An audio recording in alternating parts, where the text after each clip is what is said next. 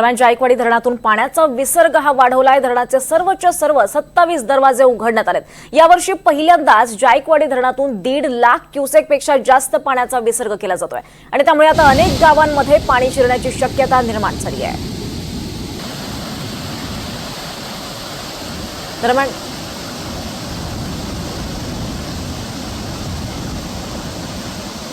आपत्ती व्यवस्थापन मंत्री गिरीश महाजन यांनी जायकवाडी धरणावर जाऊन पूर परिस्थितीचा आढावा घेतलाय।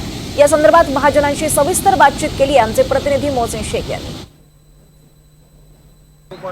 माझ्यासोबत गिरीश महाजन स्वतः आहेत। सर, राज्यभरात काय परिस्थिती तुम्ही आढावा घेतायत? प्रत्येक ठिकाणी जाऊन या सगळ्या अतिवृष्टीचा आढावा घेताय? नाही, सर्वदूर राज्यभरामध्ये अनेक ठिकाणी अनेक जिल्ह्यामध्ये पूर परिस्थितीच आहे। नद्या नाले ओढे सगळे पूर्ण क्षमतेने त्या ठिकाणी भरलेले आहेत। धरणामध्ये पाणी 100% आलेलं आहे, पण परिस्थिती नियंत्रणाखाली आहे। जसं पहिल्यांदा सुरुवातीला मागच्या आठवड्यामध्ये अचानक पाणी आलं, अनेक ठिकाणी ढगफुटी झाली आणि त्यामुळे खूप गावांमध्ये पाणी शिरलं, जनावरं वाहून गेली, काही मनुष्यहानीसुद्धा झाली, जीवसुद्धा गमवावे लागले। पण आता तशी परिस्थिती नाही आहे। लोकांना प्रशासनाने सर्व अलर्ट केलेला आहे। आता कालसुद्धा अहिल्यानगर असेल, नाशिक असेल या भागामध्ये रेड अलर्ट होता आणि तिथून येणारं पाणी जायकवाडीमध्ये, आता आपण जायकवाडीलाच या ठिकाणी धरणावरून आता मी खाली उतरलेलो आहे, इथे उभा आहे। पण आता लोकांना मी अलर्ट केलेला आहे, सगळ्यांना सुरक्षित स्थळी शिफ्ट केलेलं आहे। ज्या ज्या ठिकाणी पाणी जाण्याची शक्यता जास्त आहे त्या ठिकाणी आता इथे जवळपास 1,70,000 क्युसेक्सने पाणी आम्ही डिस्चार्जच्या ठिकाणी चाललेलं आहे। पण एव्हासुद्धा 2,30,000 2,35,000 क्युसेक्स या ठिकाणी सुरू आहे।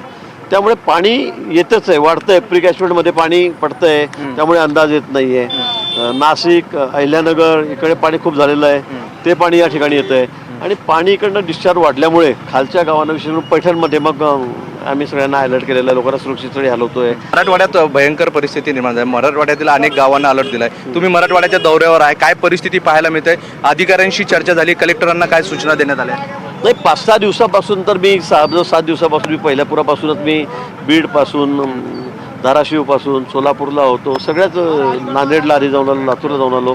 मी सगळी परिस्थिती बघतो आहे, पण यावेळेसारखी परिस्थिती कोणी बघितली नसेल। म्हणजे नद्यांचे सगळे प्रवाह किलोमीटरचे किलोमीटर बदलून गेलेले आहेत, सगळ्या शेतजमिनी खरडून वाहून गेलेल्या आहेत, जमिनीमध्ये तर दगड राहिला, अनेक ठिकाणी रेती राहिलेली आहे। शेतकऱ्यांना पुढे करावंही काय?